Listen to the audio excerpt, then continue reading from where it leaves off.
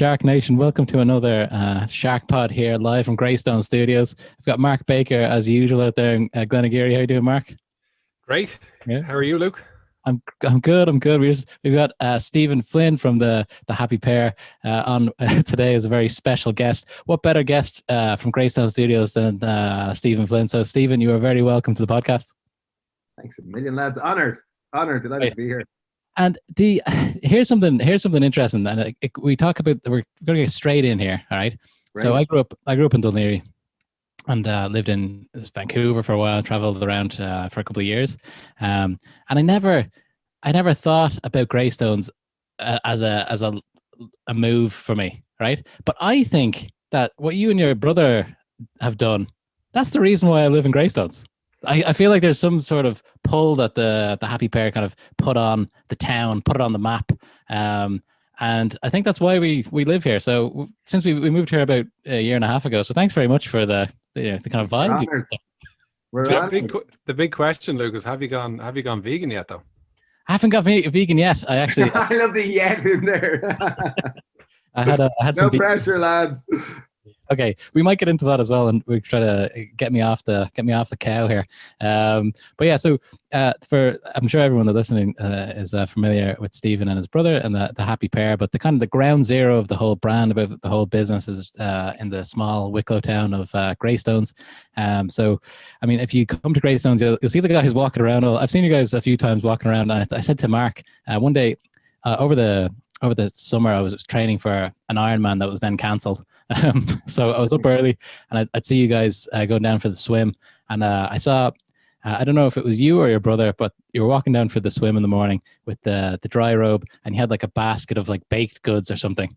And I'm like, these guys are living it. No one's watching. This is for real. Hey, right?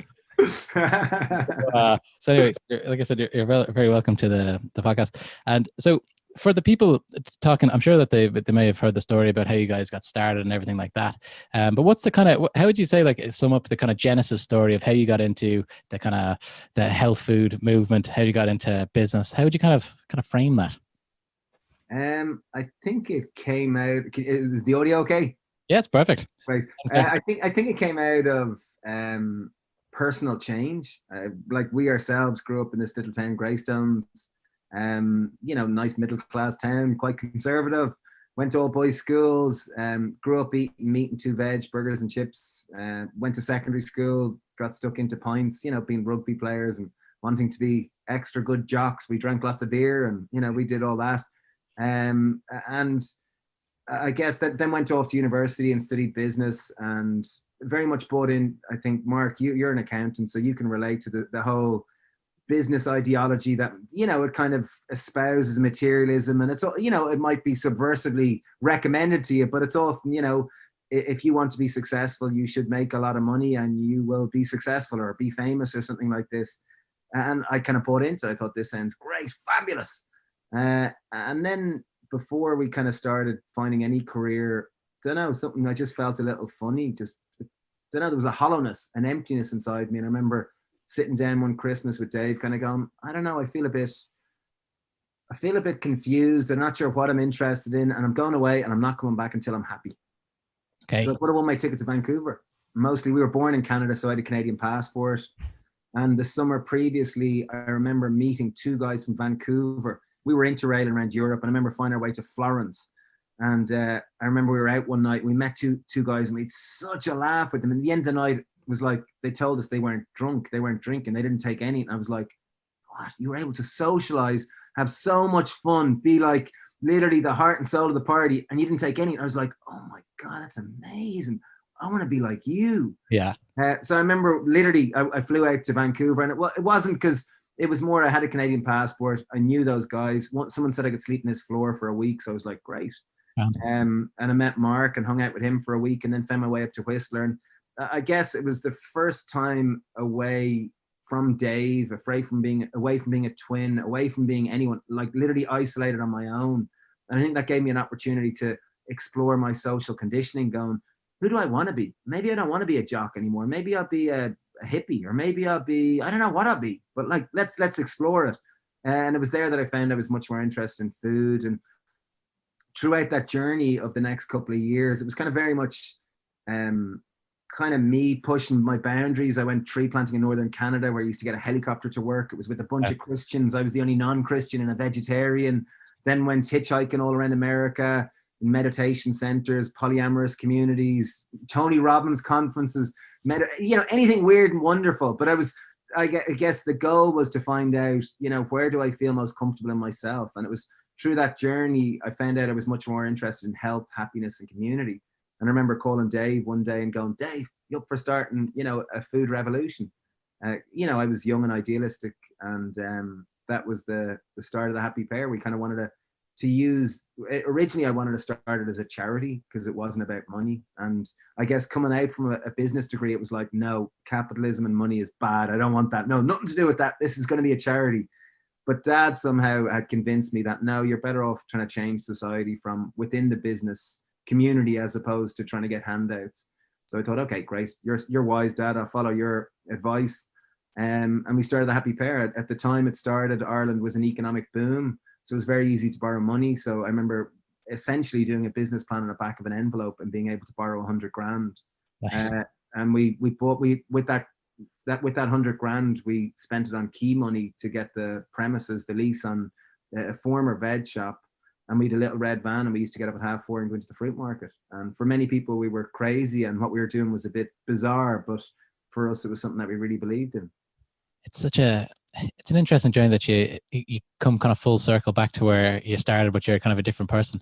It's interesting as well because I was also born in Canada.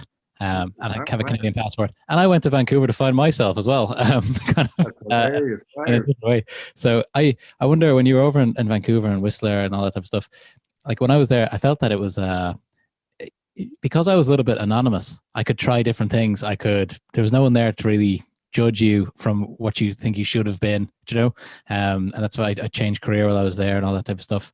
Because I was like you, went to business school, working in Davy stockbrokers for 2 years. That was kind of the vision that I had, but I was incredibly unhappy. And then I went off for a couple of years, traveled around South America and stuff like that, and came back kind of a different person. I think if people out there listen to that, that's a great idea to do. If you feel like you're stuck, just get out of there. Go do something. Go to polyamorous Tony Robbins conferences and get on it. Sorry, Stephen. What was Dave doing at the same time? He was doing something similar, but on a different part of the world. He went to South Africa to be a golf pro, and within about a couple of months of trying to be a golf pro, he realized, actually, this is a bit lonely. I don't know if this is necessary for me. So he kind of went off around Central America. Spent about, maybe it was a year kicking around Central America, and we'd meet up every now and then. And yeah, it was a similar kind of quest of self-discovery, to say cliche, but in essence, it was to understand what we were more interested in and where we felt most comfortable. And it was, I guess, through that process, we found out we were much more interested in, what we ate, how it affected us. We were interested in community and the power of community, and not necessarily, I want to be really rich and have a big car and be deemed successful. That was kind of the gist of it. It's interesting that sometimes, like you said, following those passion projects kind of leads to having those things kind of on the back end anyway. Hopefully, and if not, you still got the lifestyle that you wanted anyway. So what's the difference here? Exactly. Yeah. At the beginning, when I know the story of you guys. You're going to start the food revolution for others, people, but you guys are living that yourselves as well. Were you kind of big zealots at the beginning, like as in did you go for like a year with your total kind of veganism and very kind of staunch about that, or was it something like a transition that you guys had, a transitional period? Oh no, we tend to be kind of all in, all or nothing. So yeah, it was kind of a journey going from meat and veg to vegetarian to vegan, and in essence the essence was like, I wonder, can I eat myself to enlightenment? If I eat a wheelbarrow of spinach, will I suddenly become a kinder, nicer, more rounded human being? There was this kind of underlying curiosity. And I guess from being a vegan diet, I got into a raw food diet where I didn't eat any cooked food for about a year, and got very into sprouting and fermenting foods, and then got into fasting and cleansing and enemas and all sorts of sexy stuff like that. So yeah, I guess when I came back first, maybe it's because back 20 years ago to be vegan was really weird. in Ireland. So you kind of had to be quite defensive of your own little turf and your own little bit of identity. So yeah, we were, unfortunately, because it was two of us, it was easier to sustain it because you had a little support bubble. But yeah, we were zealots for a good while. And I think it's only with time, like it took a number of years for us to kind of realize, geez, I'm kind of miserable around other people. And I spent so much time talking about myself and my relationship with food. Like, you know, there's more to life than this. I'm a bit neurotic, you know, that way. So it took a while to find a bit more balance around it. It's interesting. And did people, when you came back, did they think it was a little bit strange that you were doing that? Or were people kind of trying to force a burger into your hand, or when you're out kind of with friends and stuff like that? Everyone. Gosh, well, I think we came back and visually it changed our appearance in the hope that people would treat us differently. You know, I can explain it retrospectively why we did it now, but at the time it was just like, I wanted to be outlandish. I was, used to paint my fingernails at a big top knot, polyester shirt, plaid pants. I'd wear bowling shoes. You know, it was really just trying to be garishly like, treat me differently. I'm not the same person. And I think that was the general idea, was that, say old friends would meet us, they mightn't know how to necessarily treat us. That was, I guess that was the intention behind it. So yeah, people were, I guess we realized when we changed our diet and lifestyle so much, if we were going to sustain it in Greystones, we needed to create a support network around it. So that's why we started the Happy Pear. At the most selfish level was to create an environment that supported these new ideals that we believed in. It's such an interesting kind of start point to say, okay, this is the life that we want to live. We need other people for this to be a full life, and we're going to need other people to kind of buy into this as well. So let's kind of build it and they will come mentality. It seemed like you guys. Like that. Yeah, a bit like that. Like, as weird as this sounds, when we first started the shop, I remember Dave kind of expressing it in a weird way, that he kind of felt he had this feeling or general sentiment in him that he wanted to just share with the world. And we grew up, I'm sure you saw 2 Care Bears. Do you ever watch Care Bears? Big Care Bears fan growing up. Well, good man, Luke. Me too. I loved it. But it was like that. It was like that Care Bears stare. It was like this general feeling inside us that we just wanted to share with the world or get out or express it. And it was just this feeling. And that was what I guess we were trying to bring into real life through our work. Did you ever think of calling the business the Care Pears? I love it. Not yet, but I do like the name, Mark. Yeah, spin off there, Mark. Maybe you can kind of. I'm always thinking the accounting firm. That's cool. So when you guys started the first business, you got like I said, you borrowed some money, you got your premises, all that type of stuff. What's the story with? Did you think that? Maybe I'll premise it like this. I watched a video recently. It was you guys were just coming out of lockdown. You guys were starting the bakery. It was really, really exciting watching how excited you guys were about this new element of your business. And Mark, about Greystones. I mean, it's got some of the best bread in Ireland knocking around. So the guys are very excited about that. I just thought to myself, I wonder, are they planning this out on a long-term thing where it's like, okay, when you started one day, we're going to have room for a bakery, a coffee roasting part, a cafe, or was that just stuff that you wanted to do just every year? You just wanted to expand, and that's where the planning went, or was it from the beginning? No, I'd love to say I'm really strategic and I'm a great, forward thinker, but me and Dave tend to be very spontaneous. And I guess we're always following our curiosity. And that's why at the start, remember what I kind of mentioned, if you follow your passion project, sometimes it can gather arms and legs and a face in ways that you maybe didn't plan or consider. And I guess that's a bit like the Happy Pear. We started with this kind of audacious goal that we wanted to try to create a happier, healthier world. We didn't necessarily measure it. It was just this arbitrary concept. But I guess as chefs, I'm always intrigued with different aspects of food, and sourdough has been something that I've been fascinated for about 4 years now, and kind of baking religiously at home and just fascinated with it, with kind of the art and the fermentation process and different grains and how that impacts flavor. So it was something that I kind of wanted to bring to fruit for a while, and it just, just kind of things line up certain times. You meet someone that's like, what about we get the bakery going? What about, I often have these ideas hatching in the back of my mind, but you don't know when they're going to land or if they'll land. You'd know it, Mark. I'm sure you both know it, that way. Yeah, I'm always trying to, I find it hard to reconcile the creativity with the business point. I'm creative, but I'm a businessman as well. And I often feel that the business and structure and the boring stuff and the serious stuff actually takes over. And it's probably, my life is 90% business and 10% painting. Do you know what I mean? Like, how do you reconcile the two of them? How do you stay so creative, but at the same time you're running a serious business? Yeah, I think it's a constant conflict, and it's something that I guess as me and Dave, as the business has grown, me and Dave have learned our strong points and our serious weaknesses. Structure, order, procedures, you know, whatever you call those what do you call those? Job specs, all this type of stuff. We're appalling. I hate it, like really bad at it. So it's like, as the business has grown and we're in a better financial position, we've employed people that are much better at that stuff, and that's their strong point. And they're really good at that stuff. And me and Dave, I guess, when we have that, it supports us to be more in our creative space. So I think we're only as good as the people around us. So, you know, at times we can be very negligent about the structure and the systems and the procedures, and we can be a little bit, you know, we can be difficult to work with because we are quite spontaneous and we do have ideas and we do, I got it, you know, and we forget about reporting lines and all these horrible things. But I guess through our business experience, it's gone like back, I don't know, maybe was it 3 years ago or 4 years ago, we borrowed €1.5 million euros, and we were planning on really growing the business hugely. We set up a central production facility. We opened another cafe. We were going for it. And it was through this process that the business was growing quickly. We were suddenly exporting to Waitrose in the UK. We kind of hired on a number of people to, you know, for this extra sales that were coming.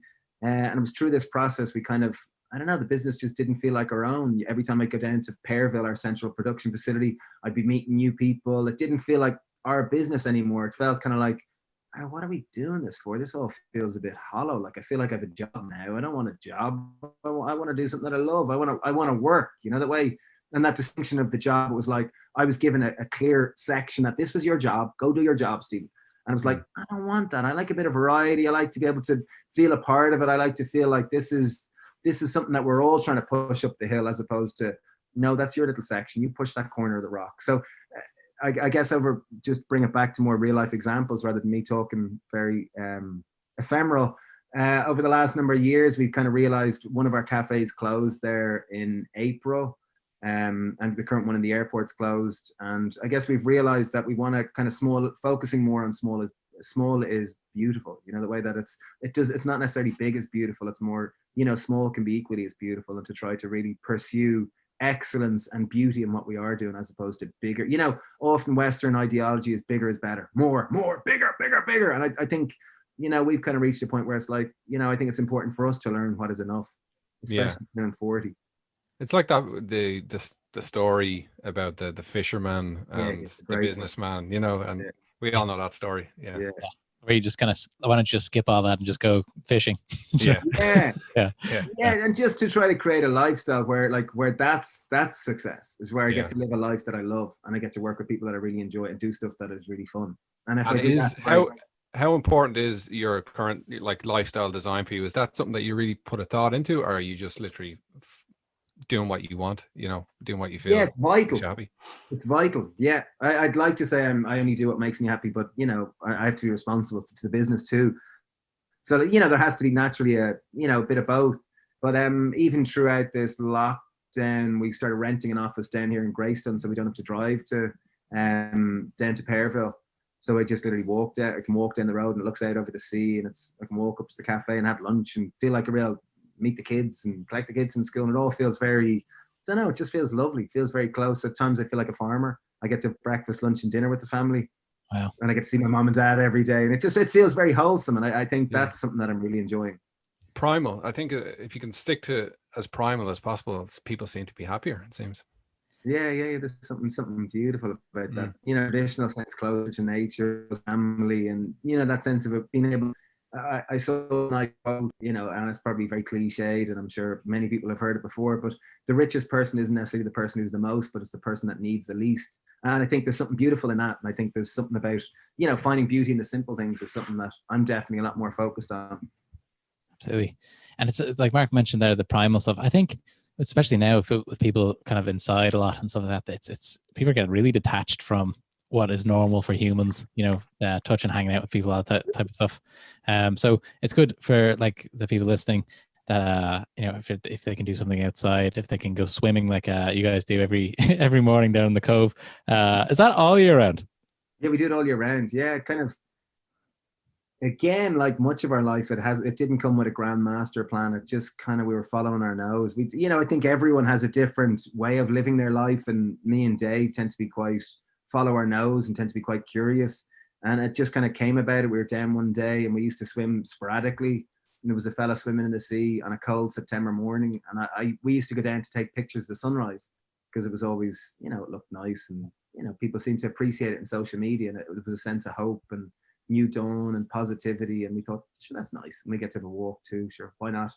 And we were down there, and there was this fella in swimming. It was a manky day, but it was a nice sunrise, so I took a photo, and I happened to have my togs with me, and there was a fella in swimming, and Dave was like, geez, look at your man, he's nuts, isn't he? And then he got out and he said, how are you, lads? And he kind of stood there with his hands on his hips and kind of went, you getting in, lads? And we went to an all boys school and tend to be a sucker for that macho stuff, and it was like, damn right. And then we got chatting afterwards, and he said his name was Neil, and he said, see you tomorrow, and I was like, yeah. So we met him the next day, and it just kind of spawned from that. The next day, a friend, Caroline Barrington, joined us, and then the next day Hugo joined us, and then we brought tea, and it just, the bit that made it sustainable was the friendship, the joy, and the laughter. It wasn't, the sea's fun, but the sea on your own is a bit like penance. But as a group, there's a sense of collectively facing an enemy, and there's, I think there's nothing brings a group together more than facing a common enemy. Like, I remember in school, one of my favorite years was the leaving cert year, your last year in school, because all the people that were mean and weren't nice, suddenly you all had something to talk about, that damn leaving cert, and you could be more empathetic about that. So there was this, I don't know, the sea just tends to really, it's a wonderful leveling field. Like, you could be sitting with a lawyer or a bin man, and it doesn't matter because you're all standing in a pair of jocks about to go in this cold sea. So it's very humbling, socially, public, and very socially leveling. Absolutely Lovely.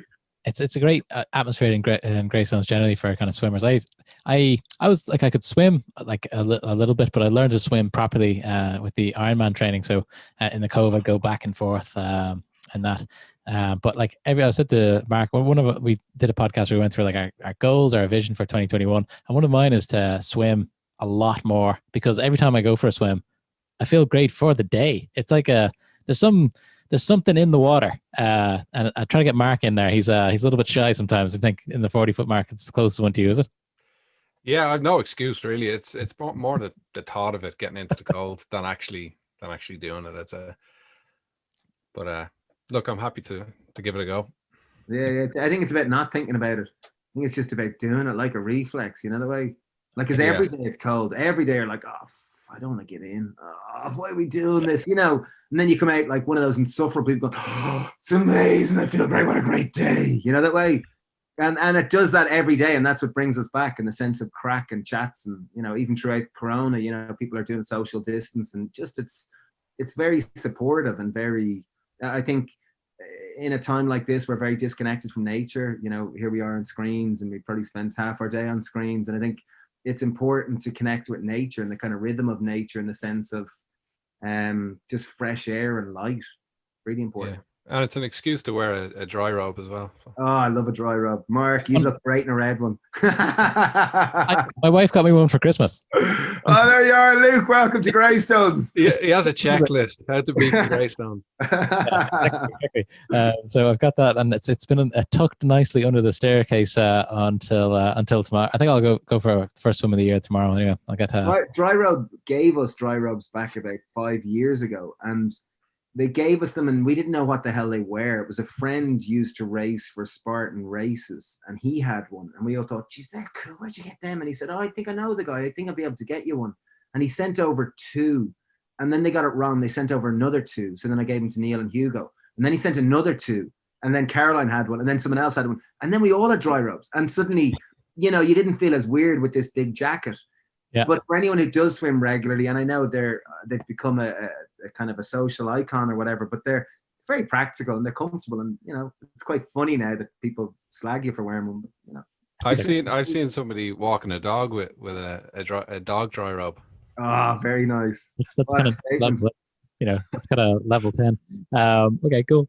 So you mentioned before that when you were expanding the business, just out of interest, I was talking to somebody before who had a small kind of cheese business in Ireland, and he wanted to export, and he got this big contract. I don't know, maybe Sainsbury's or one of those big English chains, and he said it was one of the his life changed for the better financially, but probably for the worst stress-wise, having to meet certain quotas, standards, all that type of stuff.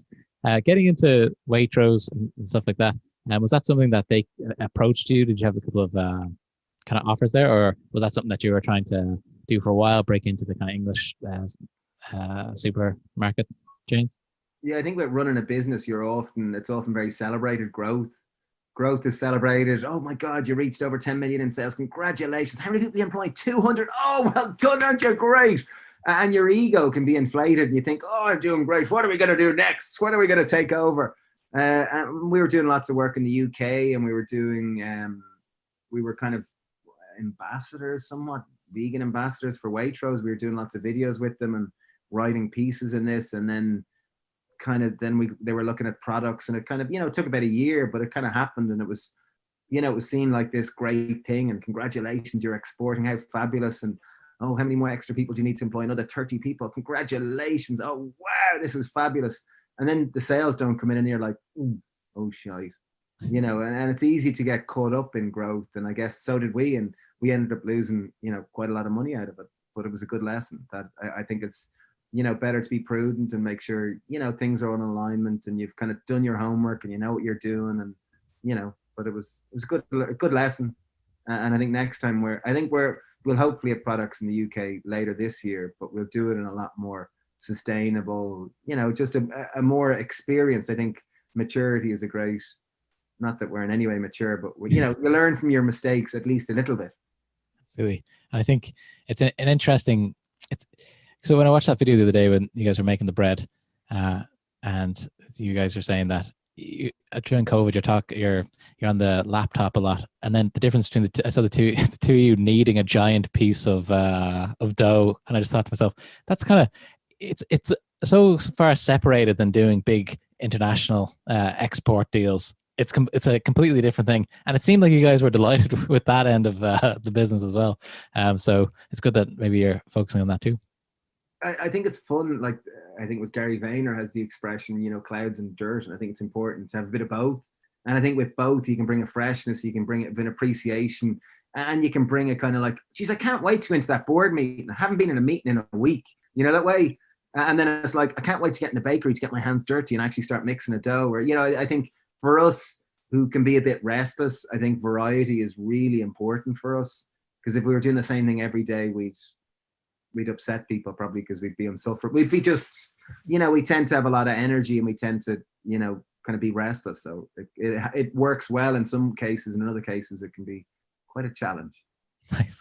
And so there's so many things going on in the business. What do you personally, what's your favorite part of the business to work in? Is it the coming up with new kind of recipes for stuff, or is it? I like a bit of everything. Like I enjoy, like, say, for a number of weeks I was doing one shift a week in the bakery, and that was really fun being a part of that. I like going down helping in the roastery. Earlier we were filming a 5-minute vegan sausage roll versus a 5-hour vegan sausage roll, and seeing, could you taste the difference? That was quite fun, and quite fun planning that.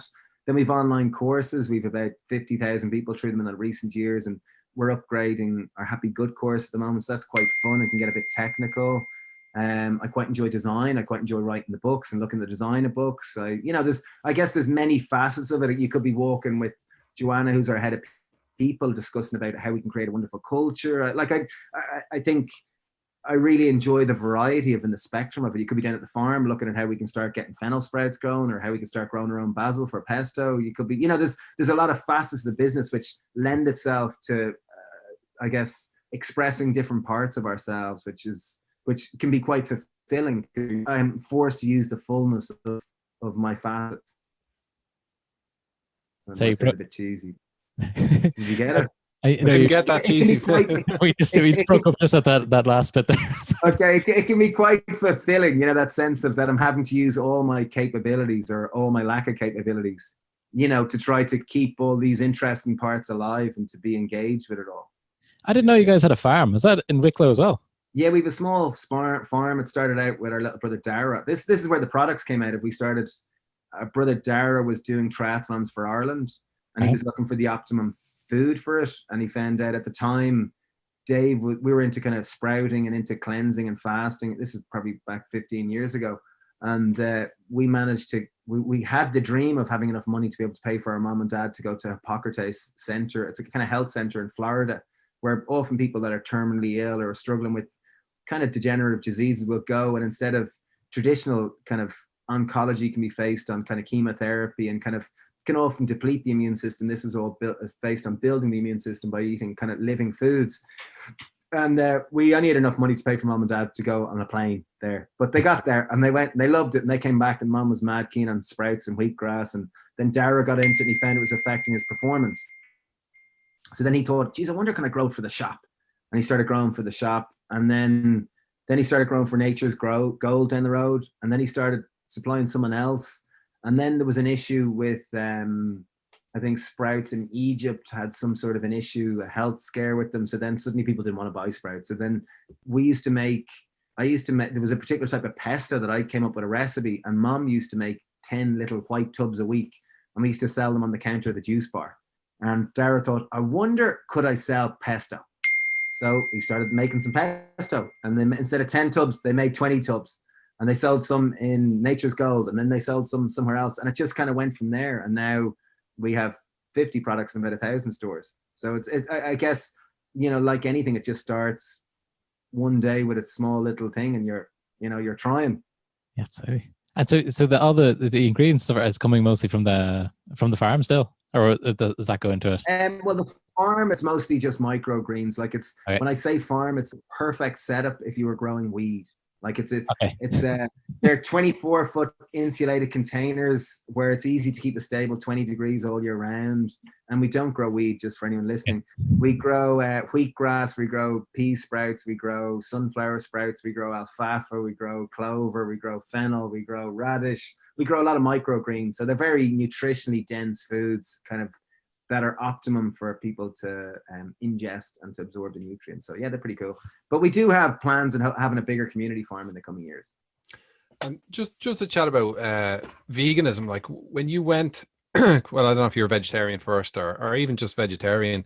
If I was to go like down that route, what were the first kind of impacts you felt health-wise, like that you could actually feel from moving off the standard kind of diet?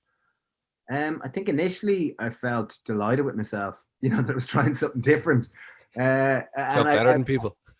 Well, I think just for myself, I just felt curious, that way, because I guess I didn't know any vegetarians growing up. And if I did, they were generally, girls at parties, and I felt ashamed. It was like, oh, you're better than me. Fuck, I shouldn't even talk. I'm eating, and I'd probably have a chicken breast hanging out of me, that way. So it was like, I didn't know any vegetarians, and I kind of didn't know men could be vegetarian. It was such a cultural strange thing. So I was delighted to be, going down to Nature's Gold down the road here, buying lentils, going, geez, I wonder how I cook these. This is fun. There was a real curiosity. And I think it was, as I kind of embarked on it, I kind of felt like, wow, I wonder how this affects my health. And I remember in Whistler, I remember sitting on a chairlift going up to Blackcomb Mountain. And I remember I had a job in a burger bar on the mountain. And I remember there was one that they served a vegetarian chili and had 8 different vegetables in it. And I remember being like, I ate it and I went, oh my God, I ate 8 vegetables. Like, I'm going to be like the most energetic person ever. Like, when are these superpowers going to kick in? So I think I was possibly a bit misled initially, that I thought I was going to have superpowers. And I think over time, I guess as cliched as it might sound, I felt more myself. I felt more comfortable. I felt more, wow, I never really thought about food, where it came from and how it affected me. And wow, this is really interesting. And now I feel, now that I've actually thought about it, because prior to that I was quite ignorant about food and where it came from, it's like, that makes sense. Yeah, I'm going to eat that way. That makes sense to me. And that was really it. Like, I guess on a physiological level, I felt like I had more energy and I felt a little bit lighter. And that was really, yeah. There were times, where I'd kind of decide, I wonder, can I run a marathon without training? And I'd get up and I'd do it. And I'd be like, okay, that worked. But, there were times when you're a bit obscure with health, we became neurotic to pursue, perfection with food, and realize there's no perfection with food. Yeah. I assume gut health would be massively improved.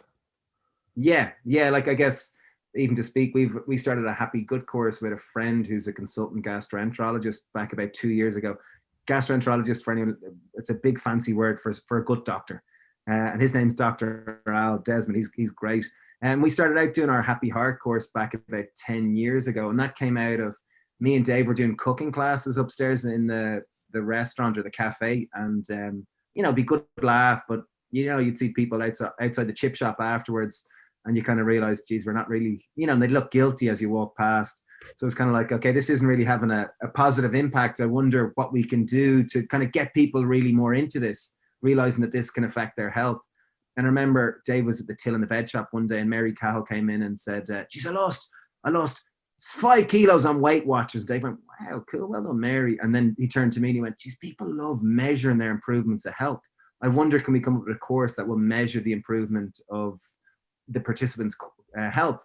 And he was reading a book by this Dr. Dean Ornish at the time, who proved in clinical trials that he could reverse the indicators of cardiovascular disease, the biggest killer in the world. And Dave thought, I wonder, will this work in Ireland, in Greystones, with local people?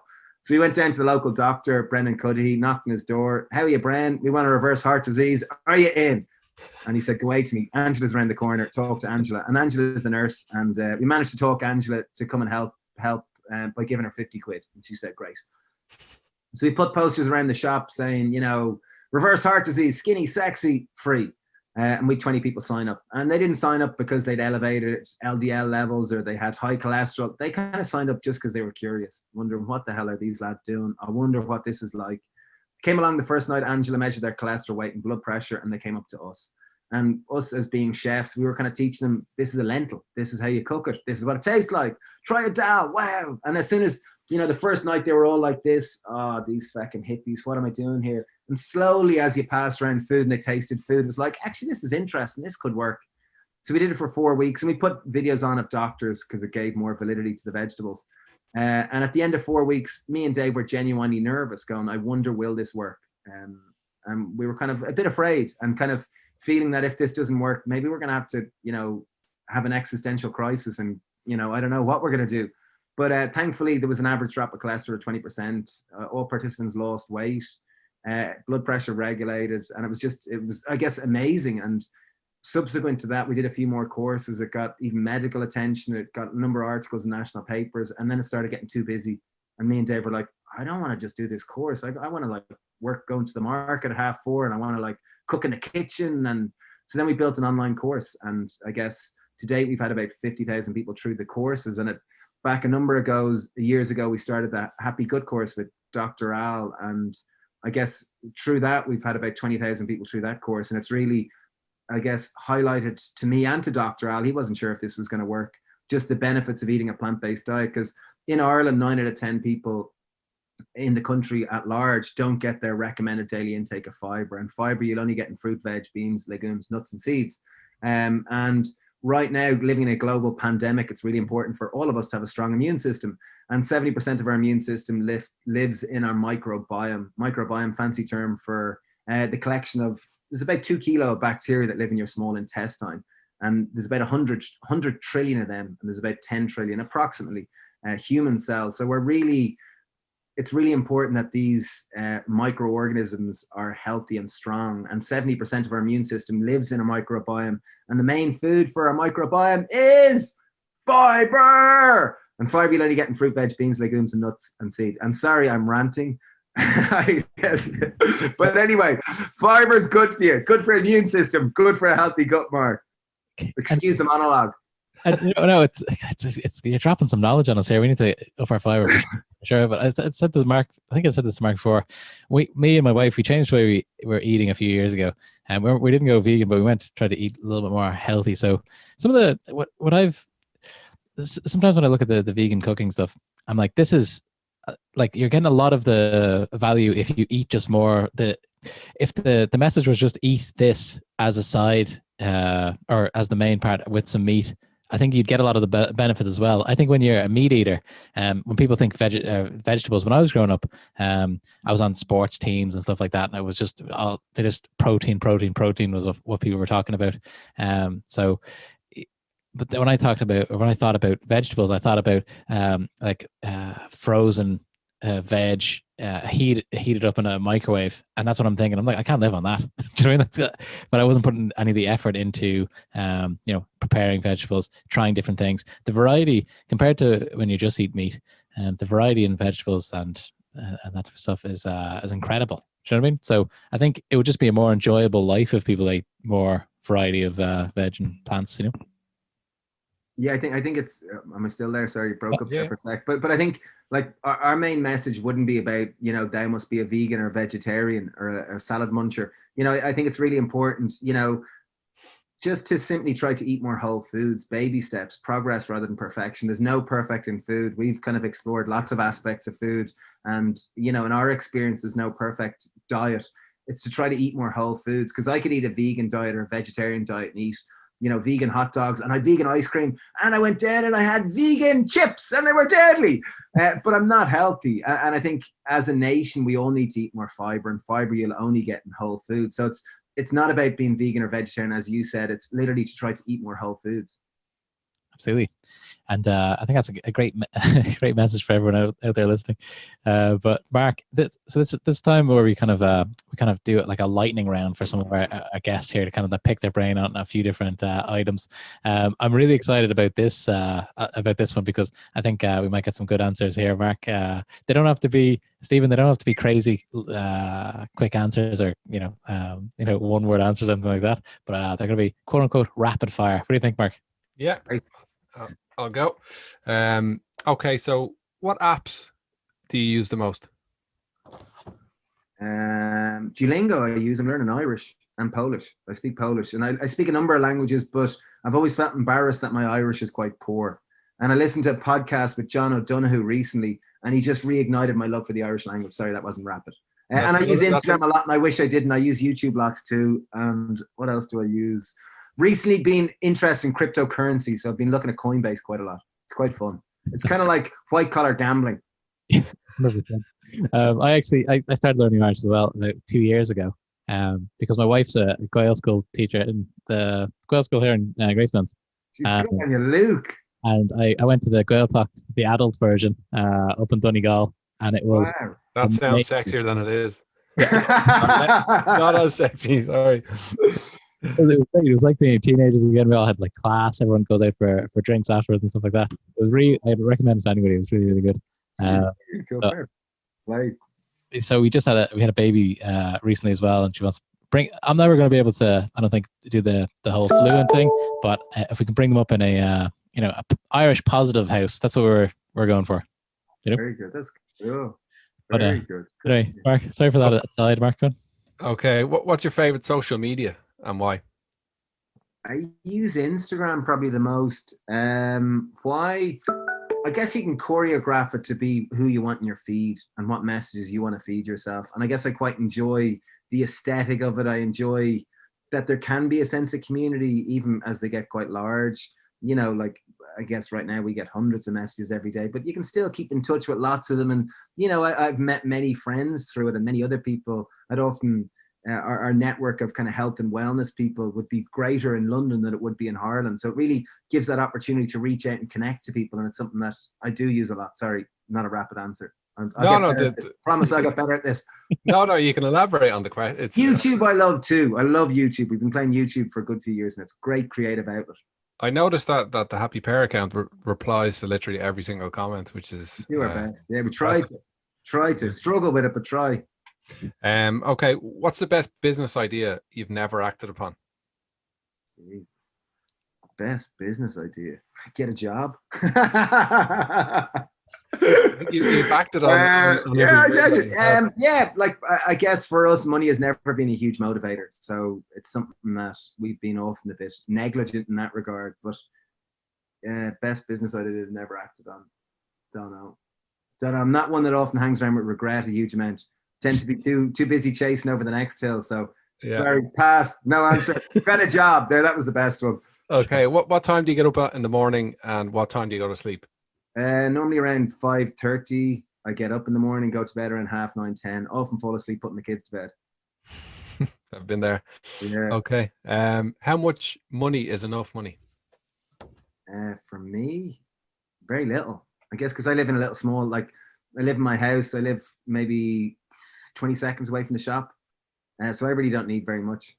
So yeah, not very much. Is it who you know or is it what you know? I think it's who you are. Oh, I like that one. Sorry, like think who you are in yourself and your relationship with yourself is much more important. I For love me. that. Cool. We've had some interesting answers to that one. That's another good one. Oh, yeah, right, Good okay, one. yeah, I guess so- you'd be surprised at how different the answers are. Hey, Mark, what about two more, and then we'll get Stephen on his way here. Okay. If you could advise someone to learn one skill, what would it be? Get to know yourself. So it'd be like spend time on your own. At least in my experience, you know, to like having met lots of, you know, quote unquote really successful people that are, you know, might be really famous or very wealthy or whatever. They don't seem any more happier than any of us here. And I've met some really poor people that are remarkably happy, that you just love being around because you just have this feeling of joy. And I've, you know, in my experience, I think as I get older, I think true wealth is having a really good relationship with yourself. And you go to bed at night and you close your eyes, you feel happy, content. I had a good day. I feel really, you know, everyone I met, it was a real nice encounter. And I feel like, you know, good in myself. And I think that to me is true wealth. Very good. Okay, last one. What book would you recommend to the 18-year-old Stephen? Ooh. Dave's reading a book. He's saying it's the best book he's read in 20 years. I have it here. Here's one sec. I haven't read it Pear now, one? but The Surrender Experiment. The Surrender Experiment, Dave says, is amazing. He loves that book. What book? I always, maybe I just love saying this book because it makes me sound intelligent. There's this book by this guy, E.F. Schumacher, called Small is Beautiful. It was kind of an economics book with a whole social, philosophical aspect. And I always quite like that. I always liked Herman Hesse, Siddhartha. I always loved. That was a beautiful book. Okay, there's plenty there for people to look Or up. The Glass Bead Game by Herman Hesse, a great one too. Speed game. Okay. Perfect. So, Sorry. I know. I think the Siddhartha one is going to be good. I've never read that one. I've read a lot of Buddhist books recently. It's actually one of my goals for the year to try to get more kind of Buddhism going, a little bit more mindfulness. But Stephen, thank you so much for joining us here on the SharkPod. You know, I'll tell you what. I'll be down at some sunrise, and I'll get it. Show up. Just show up a bit. Hey, how's it going, guys? Let's get the sharks in the water and get swimming. I like it. So thanks very much for that. Thanks, Mark. Lovely to meet you. Look forward to meeting you in person. Yeah. You too, Stephen. Really appreciate it. Well done with everything, and congrats, lads. And hopefully we see you soon. All right. Cheers, lads. Bye. Bye. Thanks a million. Bye. Cheers. Bye bye. Bye bye. Take it easy. Bye bye.